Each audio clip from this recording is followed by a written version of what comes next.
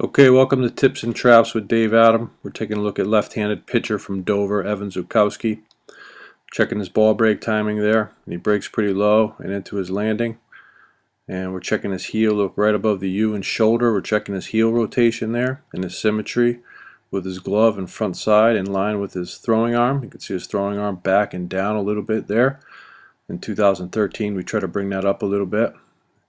And you could see him with a slight upward shoulder rotation, his elbow up, reaching uphill a little bit too much.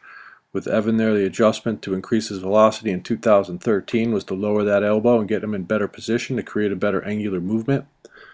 We did get his velocity up over 80. And now we're going to take a look this year, late February of 2015, after 10 sessions this year. We're going to slow it down for you here. We're going to try to break it down as well and try to pick up some of the improvements. We're going to see we get a medium ball break there with a high glove side. We can see the backside really turned off, trying to create some torque at the beginning of our delivery into our rotation number 1. And we're going to try to take him into foot strike, and we get a landing there. You can see the symmetry is the same, but notice the back heel. We have about 5 to 6 more degrees of hip rotation down there with improved heel turn in the back. And then we're going to take that into the turn here, and you can see just a slightly lower elbow.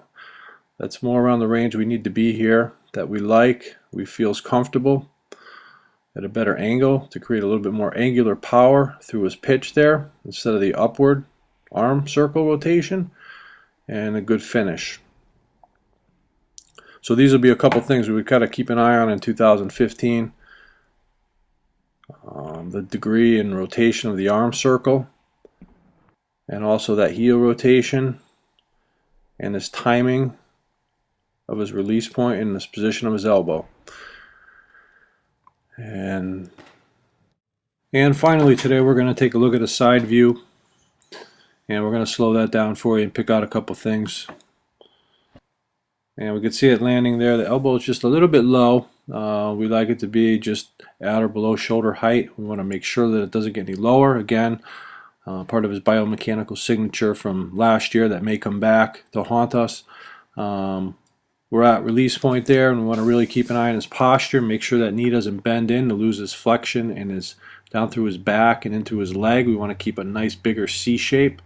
You can see he gets crouched and hunched up a little bit there. We got to make sure that that does not worsen throughout the season. We also believe that better flexion in the body can create more velocity, so we'll keep an eye on that stretch and flex into his posture.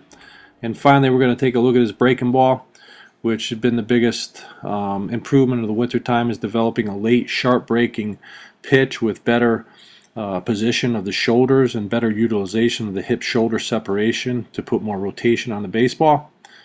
And we're going to watch that ball break late into the zone, and that's one of his average ones.